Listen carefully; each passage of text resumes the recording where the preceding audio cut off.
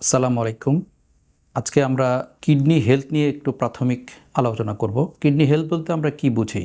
সুস্থ কিডনির কাজ হলো শরীরের রক্ত পরিশোধন করা। রক্ত পরিশোধন করে শরীরের বর্জ্য পদার্থ, যেগুলো বিষাক্ত পদার্থ, অনাকাঙ্ক্ষিত যে পদার্থগুলো আছে সেগুলোকে পেশাবের মাধ্যমে বের করে দেওয়া হলো একটা সুস্থ কিডনির কাজ। আর যখন কিডনির কার্যকারিতা বা কার্যক্ষমতা কমে যায়, তখন এই বিষাক্ত পদার্থগুলো রক্তে জমা হয় এবং শরীরে নানা রকম ক্রিয়া বা প্রতিক্রিয়া দেখা দেয়। প্রাথমিক অবস্থায় কিডনি রোগের সাধারণত কোনো লক্ষণ থাকে না। যখন কিডনির কার্যক্ষমতা 50%-এর বেশি বিকল হয়, নষ্ট হয়ে যায়, তখন সাধারণত কিছু কিছু লক্ষণ দেখা দেয়। প্রধান লক্ষণগুলোর একটা হলো উচ্চ রক্তচাপ আস্তে আস্তে বেড়ে যাওয়া, উচ্চ রক্তচাপ হওয়া, রক্তশূন্যতা হওয়া, অনেক সময় দেখা যায় পেশাবে ফেনা হয়।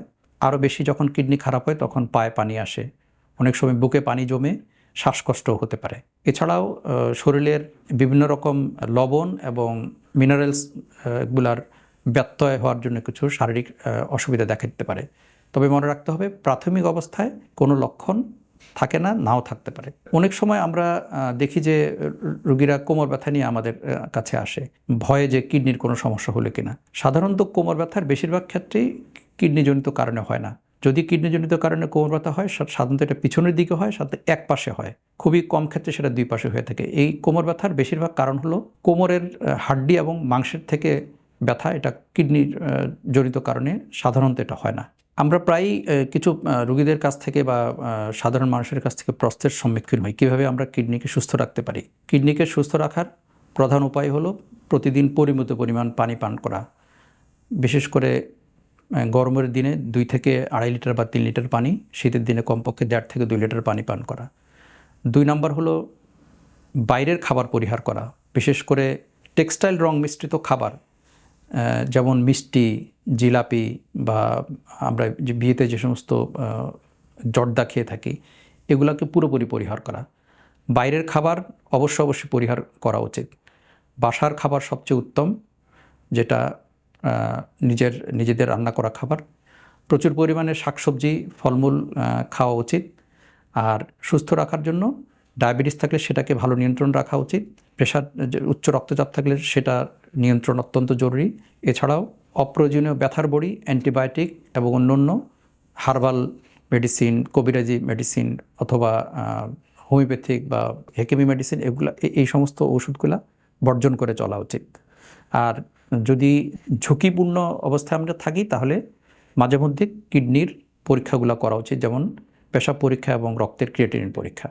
কিডনি সুস্থ রাখার উপায় হলো যে যাদের ডায়াবেটিস আছে, ডায়াবেটিসটিকে ভালো নিয়ন্ত্রণে রাখা। নিয়ন্ত্রিত ডায়াবেটিস কিডনি ভালো রাখতে, সুস্থ রাখতে সাহায্য করে। যাদের উচ্চ রক্তচাপ আছে, রক্তচাপকে যথাযথভাবে নিয়ন্ত্রণ করা ওষুধের মাধ্যমে কিডনি সুস্থ রাখার একটা উপায়। এছাড়াও যাদের কিডনির প্রদাহজনিত রোগ আছে অথবা জন্মগত কিডনির রোগ আছে, তারাও নিয়মিত কিডনি পরীক্ষা করে কিডনিকে ভালো রাখতে পারেন।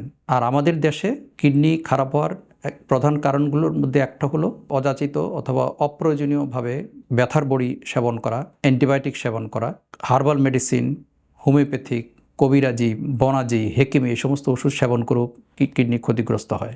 আর আমরা যাদের ওজন বেশি, যারা ওবেসিটিতে ভুগছেন, তাদের মধ্যে দেখি কেউ কেউ ওজন কমানোর জন্য কিছু হার্বাল মেডিসিন ব্যবহার করেন, বিশেষ করে চাইনিজ হার্ব।